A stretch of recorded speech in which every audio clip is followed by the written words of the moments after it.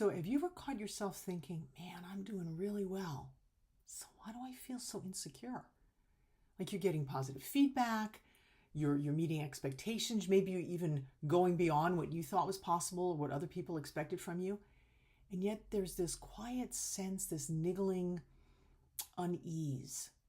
By the end of this video, I think you're going to understand why insecurity can linger even when you're capable, what's actually driving it, and how to build confidence that does not rise and fall with your last success. Okay? Hi, I'm Leezá Steinorf. As a leadership coach and business consultant, I work with Fortune 500 companies, state and local governments, and leaders really at every stage. And I help people strengthen their communication and navigate conflict and lead with clarity instead of self-doubt. And I want to start here. Feeling insecure doesn't mean that you're unqualified. In fact, it often means just the opposite. I'm going to explain that. But if you've been here before, welcome back. And if these conversations are useful to you, liking and subscribing really does help other people find the clips too. All right, so let's look at this. You're doing the work, you're prepared, you're contributing, like you're feeling really good about things for the most part. But internally, there's like this running commentary. Don't mess it up. Don't expose yourself. Don't let them realize you're not as confident as they may think you are. And the confusing part is you actually know that you're capable. So why doesn't the insecurity go away? And here's something that's really important for you to note. Insecurity is not always about skill. Sometimes it's about how you're actually measuring yourself. And if you watch my last clip, you'll know because we were talking about comparison, okay? So this leads us to the real question. Why doesn't success automatically create confidence? Most people believe confidence, the only way that they were taught, was to perform. If I do well, I can relax. If I meet that goal, I can kick back. Or if I succeed, I'll feel secure. Man, I got a lot of validation. Then I know I'm good, right? I can stop. But performance-based confidence is really fragile because you become dependent, literally dependent, on that feedback loop. It doesn't start from within. And then what actually happens is that every win actually raises the stakes because every success then creates this pressure that you got to do that again or you got to do better than that. And so then you're on this treadmill, this loop that doesn't really stop. And then suddenly confidence isn't grounding you. It actually feels conditional because it is. It's become dependent on what you achieve. So instead of feeling stable, you feel actually like you're standing on like a trap door or open ground in an earthquake because you're not feeling solid. You're not rooted. And that brings us to the next question. If confidence built on performance isn't sustainable, what does create real confidence? So if that one doesn't work, then what do we do? And this is actually something that is the foundation of all the work that I do. And it's about presence. Confidence through presence.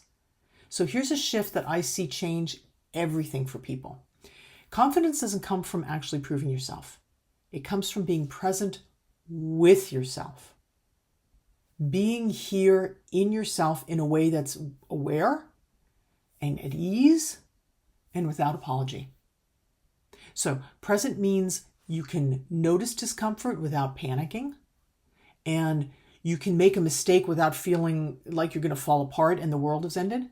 And you can learn without labeling yourself as behind. Like you can actually have eagerness and anticipation of learning. So when you're present, you stop asking, am I good enough right now? That just falls away. Because what you begin to ask and sense is, what's needed in this moment? When you are enough, when you are present as you are, nothing's missing. But then you can ask, what's needed? And that shift alone quiets so much uncertainty. It's unbelievable. And then that brings us to the next question. How do you practice presence when self-doubt shows up automatically? Like, how do you do that? So, and that's what we're going to talk about, is working with insecurity instead of fighting it, right? So Insecurity, feeling uncertain, isn't something you have to get rid of or eliminate. It's something to relate to, but you can relate to it in a different way. All right? So instead of arguing with it or trying to outpace it or overcome it, you can simply acknowledge it. There's that doubt again. Oh, wow. I think I'm afraid of that. Or, oh, that's pressure. That's not my real truth. I'm just feeling pressure right now.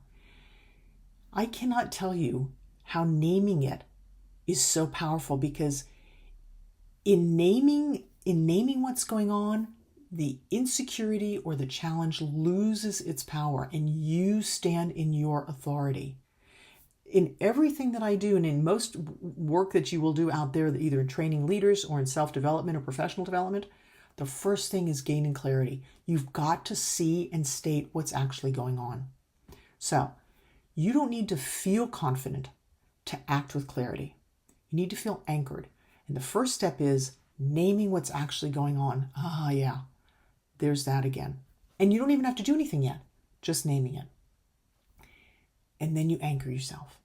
And anchoring yourself doesn't mean that you have to be certain. It's not a requirement, but it does require self-permission. And let me explain to you what I mean by that. Self-permission means that you are the only one that gets to decide whether you're going to be grounded and whether you can start right here, right now, without waiting for permission, without waiting for somebody else to say it's okay. All right? And that leads to the next question. What changes when you stop trying to feel confident before you move on? So this sounds kind of subtle, but it's incredibly powerful. People who are confident don't take action because they feel confident. They move because they're willing to stay with themselves while they act. And that builds the confidence. Okay? It's not first, then. It's because, as. So they speak, even if they're a little uncertain, they speak anyway. Or they contribute before they've perfected that thought or idea that they're bringing forward. And they literally trust that they will learn as they go into motion, right? Learning happens as we step forward. So when you stop waiting to feel secure before you act, when you stop waiting to feel like it has to be a certain way, and you ground in yourself, that's the trust. And then you can act. Because and that actually, in that situation, you realize something really important. Confidence, remember I talked about clarity? Confidence follows clarity, not the other way around. When you get clear and you're rooted in yourself and you recognize, oh, this is what's being asked for, and then you step forward, that confidence builds in that action. It's like turning things around, but boy, when you stand in that framework, everything shows up differently for you. So let's bring it together.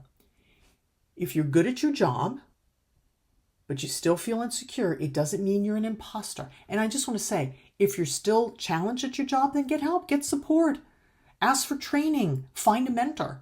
Like, don't hide, learn, trust yourself, man. You're there because you're good at what you do, or you've got a lot to offer, and that's how you're going to become good at what you do. So, going back, if you are good at what you do in your job, or you're even enjoying it and you still feel insecure, it doesn't mean you're an imposter. Does not. It means you've actually been measuring yourself by your performance and by your outcome rather than by your presence. And presence, if you heard me before, that confidence is knowing your value and standing in your strength. Yeah, in that groundedness. So confidence is not about stacking up wins, and it literally is not about achieving goals. That's wonderful to achieve goals, but that's not where the confidence is. Confidence is right here. It's about staying grounded, especially when things feel uncertain, right? And that kind of confidence, the cool thing is, it doesn't disappear when the conditions change, because wherever you go, there you are, right? You're bringing yourself.